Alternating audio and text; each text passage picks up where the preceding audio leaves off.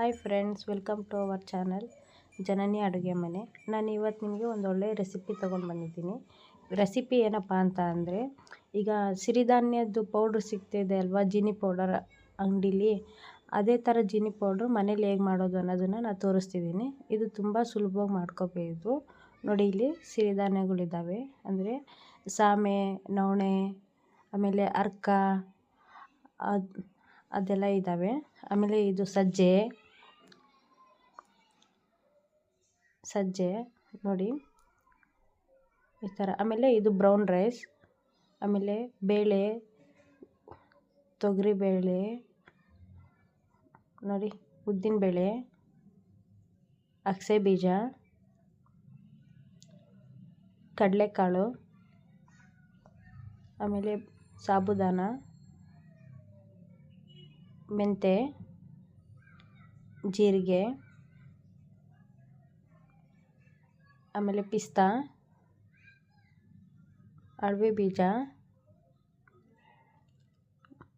ಇದು ಮಡಕೆ ಕಾಳು, ಇದು ಬಂದುಬಿಟ್ಟು ಇದು ಏನದು ಕಲ್ಲಂಗಡಿ ಹಣ್ಣಿನ ಬೀಜ, ಇದು ಉಂಟು ಹೆಸರು ಕಾಳು, ಶೇಂಗಾ, ಸೋಂಪು, ಕಡಲೆ, ಕರಿಬೇವು, ಆಮೇಲೆ ಬೇಳೆ ನೋಡಿ, ರಾಗಿ,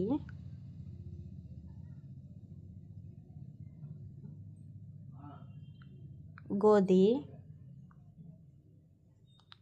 ನೋಡಿ. ಇದೆಲ್ಲ ಕ್ವಾಂಟಿಟಿ ಜಾಸ್ತಿ ಇರುತ್ತೆ. ಇದು ಬಂದುಬಿಟ್ಟು ಜೋಳ, ಇದು ಬಂದುಬಿಟ್ಟು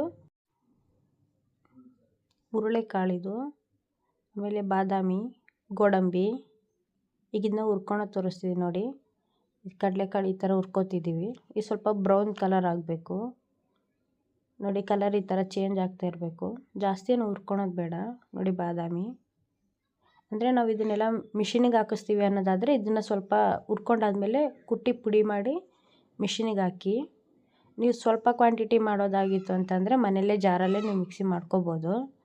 ಈಗ ನಾವಿದು ಜಾಸ್ತಿ ಕ್ವಾಂಟಿಟಿದು ಮಾಡ್ತಾಯಿದ್ದೀವಿ ನೋಡಿ. ಗೋಡಂಬಿ, ಅದಕ್ಕೋಸ್ಕರ ಇದನ್ನು ಪುಡಿ ಮಾಡಿ ಆಮೇಲೆ ನಾವು ಮಿಷಿನಿಗೆ ಕಳಿಸ್ತೀವಿ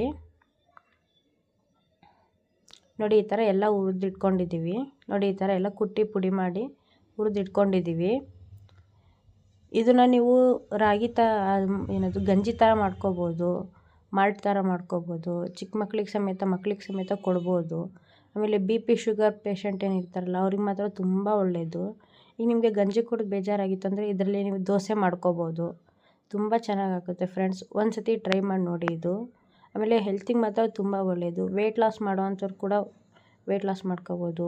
ಆಮೇಲೆ ಈಗ ಏನು ತಿಂದರೂ ಕೂಡ ಗ್ಯಾಸ್ ಟ್ರಬಲ್ ಆಗುತ್ತೆ, ಆ್ಯಸಿಡಿಟಿ ಆಗುತ್ತೆ ಅಂತ ಹೇಳ್ತಿರ್ತಾರಲ್ಲ, ಅವ್ರು ಇದನ್ನು ಡೈಲಿ ಬೆಳಗ್ಗೆ ಒಂದು ಲೋಟ ಕುಡಿದ್ರೆ ಸಾಕು. ನಿಜವಾಗ್ಲೂ ಹಶು ಅನಿಸಲ್ಲ. ಆಮೇಲೆ ಏನು ಊಟ ಮಾಡಿರೋ ಸಮೇತ ನಿಮಗೆ ಆ್ಯಸಿಡಿಟಿ ಆಗೋಲ್ಲ. ಹೆಲ್ತ್ ಮಾತ್ರ ತುಂಬ ಚೆನ್ನಾಗಿರುತ್ತೆ. ಅಂದರೆ ನಾವು ಜಾಸ್ತಿ ಕ್ವಾಂಟಿಟಿದು ಮಾಡಿದ್ದೀವಿ.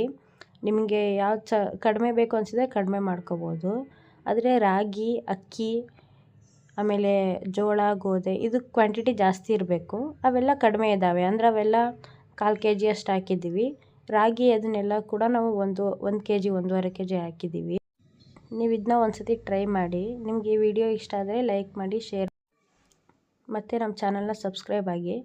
ಮತ್ತೆ ಒಂದು ಒಳ್ಳೆಯ ಹೊಸ ವಿಡಿಯೋ ಜೊತೆ, ಮತ್ತೆ ಹೊಸ ರೆಸಿಪಿ ಜೊತೆ ಮತ್ತೆ